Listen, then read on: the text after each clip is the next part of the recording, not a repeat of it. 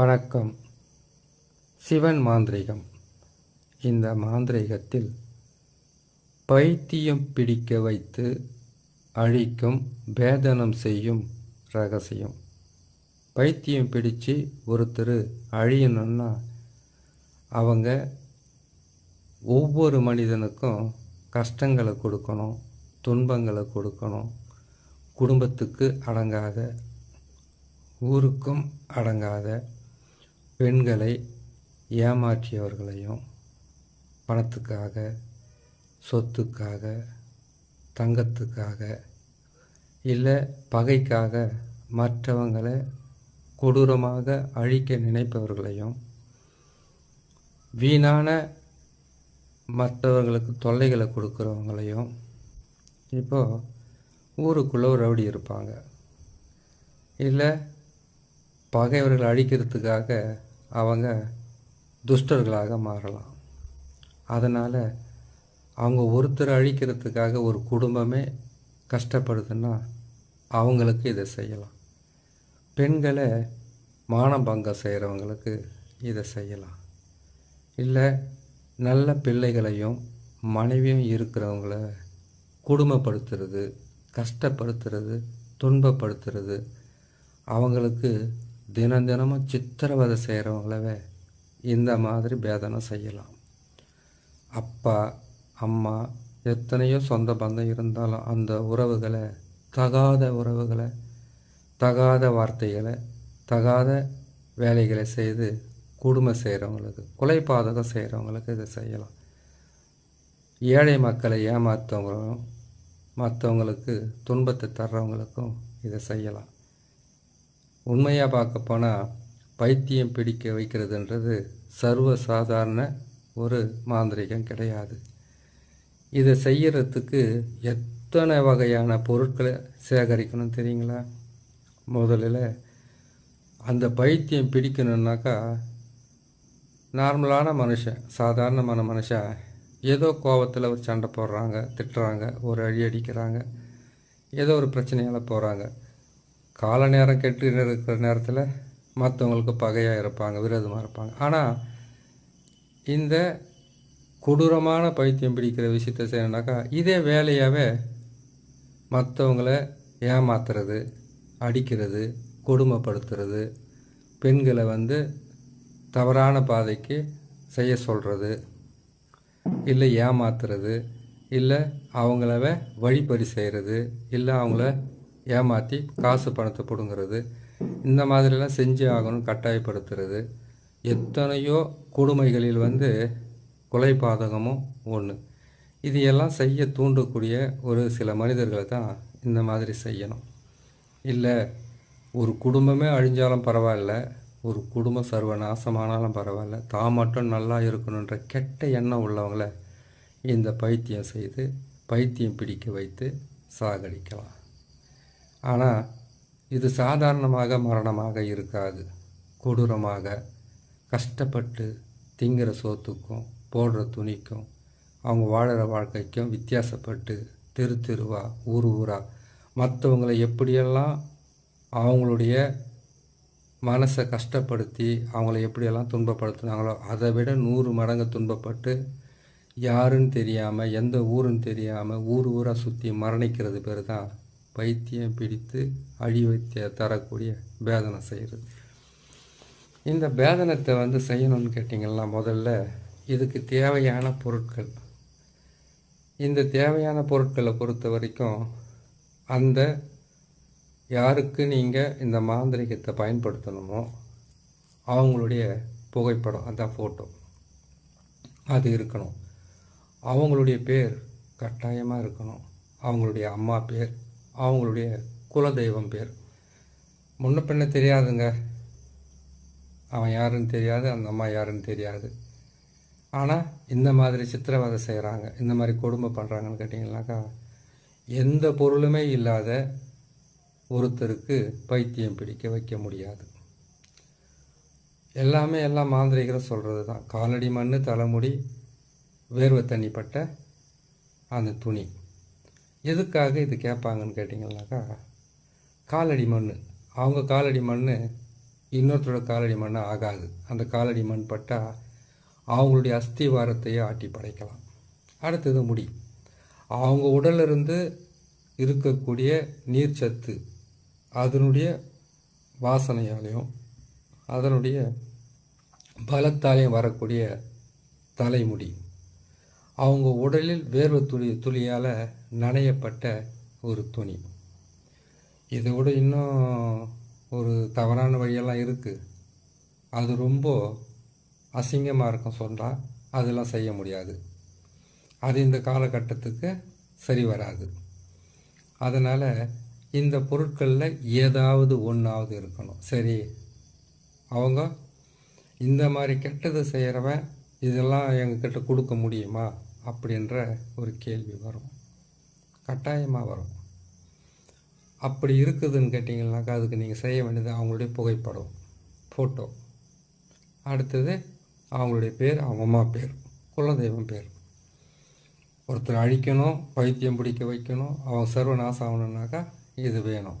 இல்லைன்னா அவங்களுடைய புகைப்படம், பேர், இது இருந்தாக்கா இந்த பைத்தியம் பிடிக்க வைத்து அழிக்கிற பேதனத்தை செய்திடலாம்.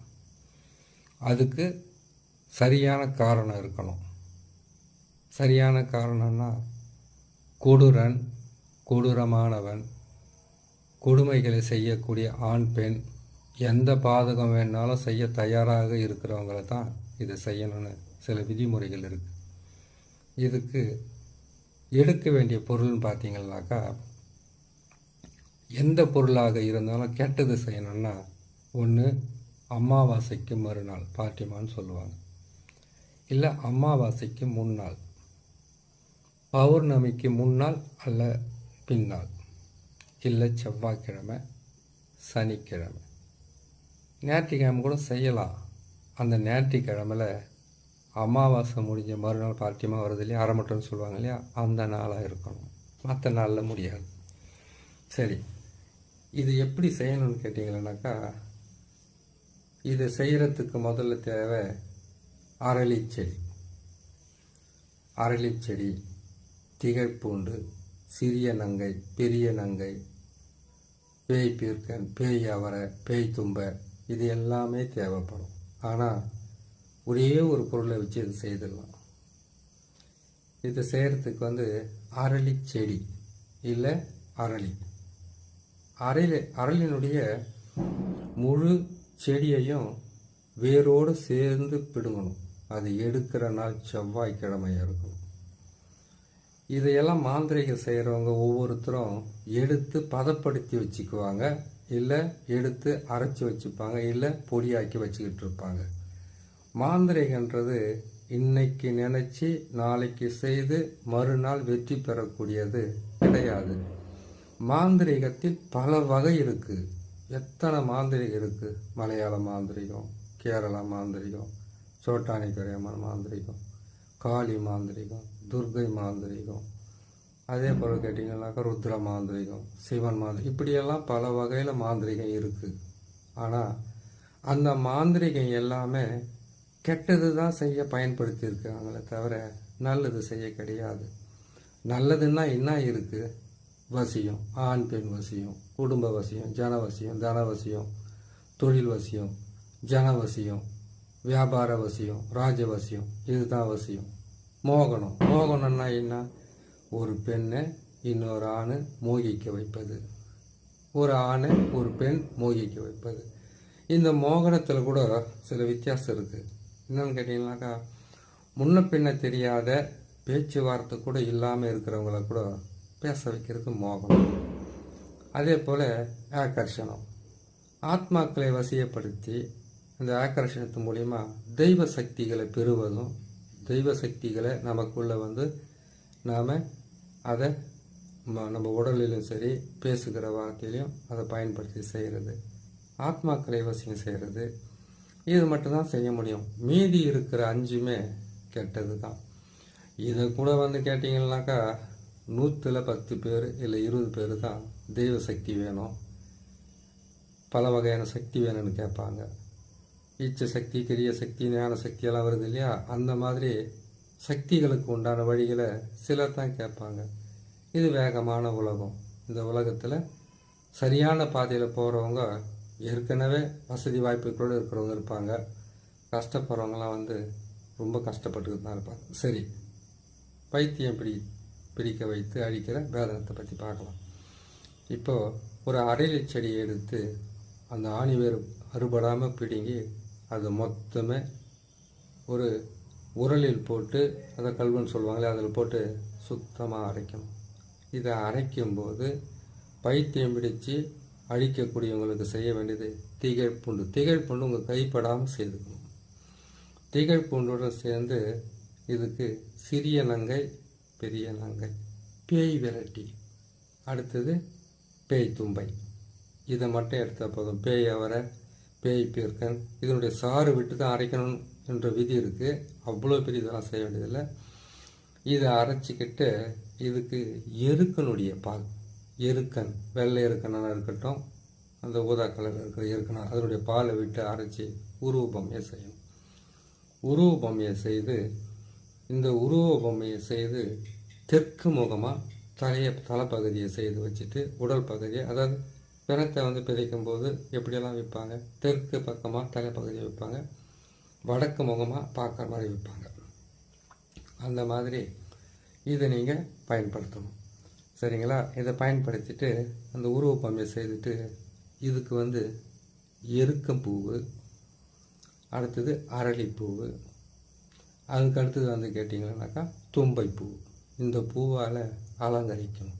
அலங்கரிச்சிட்டு மார்பு பகுதியில் இரும்பு தகுட்டால் பேர் எழுதணும். பேரை எழுதி இதுக்கு நீங்கள் போட வேண்டிய மை பார்த்தீங்கன்னாக்கா பிண்ட தைலம். பிண்ட தைலத்தை அந்த தகுட்டில் பேரை எழுதிட்டு அதில் அந்த தைலத்தை மையை வந்து அதில் தடவிடணும். தடவிட்டு இதுக்கு உண்டான வேதனை மந்திரன்றது கேட்டிங்கன்னாக்கா நசி நசி நசி மசி மசி மசி பிரி பிரி பிரி நசி நசி. இந்த எழுத்தை மட்டும் 1008 முறை அவங்களுடைய பேரை சொல்லி மந்திரத்தை சொல்லணும். இந்த மந்திரத்தை சொல்லிட்டு இது வடக்கு முகமாக பார்க்குற மாதிரி தெற்கு பக்கம் தலை இருக்கிற மாதிரி வைக்கிறோம் இல்லையா, வச்சுட்டு இந்த தகுடவை நெஞ்சு பகுதியில் வச்சு முள்ளம்பன்றியோட முள்ளால் இந்த பிண்ட மையை எடுத்து குத்தணும். எங்கே குத்தணும்? இது வந்து ஒரு மாந்திரிக பாவையை செய்து எப்படியெல்லாம் குத்தணுன்றது ஒரு முறை சொல்கிறோம். இதை வந்து அழிக்கணும்னா மார்பு பகுதியில் ஒன்றும், தலைப்பகுதியில் ஒன்றும். தலைப்பகுதியில் வந்து நெத்தி பகுதியில் வந்து இதை குத்தக்கூடாது, உச்சியில் குத்துவாங்க. வேதனை செய்யணும்னா உச்சியில் குத்தும்போது மொத்தமே குத்த வேண்டியது வந்து மார்பு பகுதியில் ஒன்று, வலது பக்கம். இடது பக்கம் இதய துடிப்பு இருக்கும், உயிர் போயிடும். வலது பக்கத்தில் குத்தணும். நீங்கள் வலது பக்கத்தில் வந்து பன்றியோட முள்ளில் வந்து பிண்ட தைலத்தை தடவி அங்கே குத்திட்டு இந்த மந்திரத்தையும் அவங்களுடைய பேரையும் சொல்லி குத்திட்டு அவங்களுடைய புகைப்படத்தை உச்சந்தலையில் வச்சு இந்த முள்ளை குத்திடுவாங்க. பன்றியோட முள்ளை குத்திட்டு இதை கொண்டு போயிட்டு இதுக்கு கிருஷ்ணாயில், பெட்ரோலு இல்லை கற்பூரம் இது எல்லாமே ஊற்றி ஏதாச்சும் ஒன்று போட்டு எரிப்பாங்க. ஃபோட்டோவோட எரித்து இதை கொண்டு போய் முதல்ல சுடுகாட்டில் ஒரு உருவ பொம்மை செய்து இந்த சாம்பில் போட்டு தலை கீழவும் கால் மேலவும் வர்ற மாதிரி புதைப்பாங்க. ஒன்றாச்சு. இரண்டாவது வந்து கேட்டிங்கன்னாக்கா இன்னொரு உருவ பொம்மையை செய்து இந்த சாம்பல் அதில் போட்டு கால் மேலவும் தலை கீழவும் ஒரு இடத்துல புதைக்கிறேன் இல்லையா சுடுகாட்டில். இடுகாட்டில் வந்து ஒரு பக்கமாக நம்ம படுக்கும்போது ஒரு பக்கமாக படுப்பில்லை, அந்த மாதிரி ஒரு பக்கம் புதைப்பாங்க. மீதி இருக்கிற சாம்பலை கொண்டு போயிட்டு அந்த யாருக்கு பைத்தியம் பிடிக்க வைக்கணுமோ அவங்கள போகிற வர்ற பாதையில் போட்டு விட்டு அவங்க வீட்டு வாசலில், அவங்க வீட்டுக்கிட்டெல்லாம் போக முடியாதுங்க அப்படி இல்லைன்னு கேட்டிங்கன்னாக்கா அவங்க போகிற வர்ற பாதை இருக்கும், அந்த பாதையில் போடணும். அடுத்தது முக்கூட்டு வழியில் போடணும். இதனுடன் வேப்ப எண்ணெய் இல்லை எட்டி மரத்தினுடைய எட்டி விதையினுடைய தைலம்னு ஒன்று இருக்கும், அதெல்லாம் இப்போ கிடைக்கிறது ரொம்ப கஷ்டம். எட்டி தைலம் இதை வச்சு என்ன பண்ணுவாங்க கேட்டிங்கன்னா, அதில் போட்டு இது பண்ணிவிட்டு அவங்க வீட்டுக்கு மேற்கு திசையில் போய் புதைப்பாங்க. அப்போ இதை புதைச்ச உடனே இதுக்கு இந்த மந்திரத்தை சொன்னால் உயிரூட்டம் வந்துடும். உயிரூட்டம் வந்த உடனே முதல்ல அவங்க பைத்தியம் பிடிச்சு வேதனை ஆகி அதுக்கப்புறம் தான் மரணம் அடைவாங்க. இதனுடைய செயல்பாடுகள் எப்படி தெரியுமா இருக்கும்? எவ்வளவோ பிரச்சனை பண்ணிக்கிட்டு இருந்தாங்க. அவங்க விழுறது கட்டாயமாக இந்த வேதனன்ற ஒரு மாந்திரிகத்தை பயன்படுத்தினாக்கா விழுந்தா முதல்ல தலையில் தான் அடி விழும், இல்லை முகத்தில் அடி விழும், இல்லை தலையில் நீங்கள் எங்கே ஊசி குத்துறீங்க பாருங்கள் அதுக்கு இடது பக்கமாக அடிப்படும். அது விபத்தாக இருக்கலாம், சண்டையில் அடிப்படுறதா இருக்கலாம், இல்லை ஏதோ தவறி தலையில் விழுந்த மாதிரி இருக்கலாம், இல்லை அவங்கள தலையை போய் செவுத்தில் இடிச்சுக்கிற மாதிரி இருக்கலாம், இல்லை ஏதோ ஒரு கொடூரமான ஆயுதத்தால் தாக்கப்படுற மாதிரி இருக்கலாம். வண்டி வாகனத்தில் போனால் கூட சரி இடிப்படுறது தலையில் தான் இருக்கும். அப்படி ஆகும்போது தன்னைத்தானே இழந்து தன்னுடைய சுயநினைவை இழந்து அவங்க பைத்தியம் பிடிச்சு அவங்க பல வகையில் கஷ்டப்பட்டு ஊராக சுற்றி தெருவாக சுற்றி கிழிஞ்ச துணியோட போடுற துணியும் சரியில்லாமல் உணவும் சரியில்லாமல் ஏதாவது ஒரு ஊரில் போய் மரணம் அடைவாங்க. இது செய்கிறது படு பாதகம்தான், செய்யக்கூடாது. ஆனால் இதை பெண்களுக்கு கொடுமைகளை செய்கிறவங்களும் ஒரு குடும்பத்தை சீரழிக்கிறவங்களும் பஞ்ச பாதகம் இல்லாத மற்றவங்களை கொல்றவங்களும் அடிக்கிறவங்களையும் ரவுடித்தனம் செய்கிறவங்களும் எத்தனை பேர் அழிஞ்சாலும் பரவாயில்ல தான் மட்டும் நல்லா இருக்கணும்னு நினைக்கிறவங்களும் ஒருத்தருக்கு கொடுமை செய்துட்டு அந்த கொடுமையை அதை பற்றி ஒரு துளி கூட கவலை இல்லாமல் சந்தோஷமாக திரிகிறவங்களையும் அவங்கள அழிக்கிறதுக்காக மாந்திரிகத்தில் குறிக்கப்பட்டிருக்க ஒரு முக்கியமான விஷயம். அதனால் இதை செய்யக்கூடிய நாள் சனி, செவ்வாய், அமாவாசைக்கு முன்னால் பின்னால், இல்லை பௌர்ணமிக்கு முன்னால் பின்னால், இல்லை ஞாயிற்றுக்கிழமையில் வரக்கூடிய அமாவாசைக்கு மறுநாள். இந்த நாளில் செய்தால் இந்த காரியம் கடுமையான பாதிப்புடன் மரணம் அடைவதற்குண்டான வழியை கொடுக்கும். செய்து பாருங்கள். இன்னொரு நல்ல பதிவுகளை நான் பார்க்குறேன்.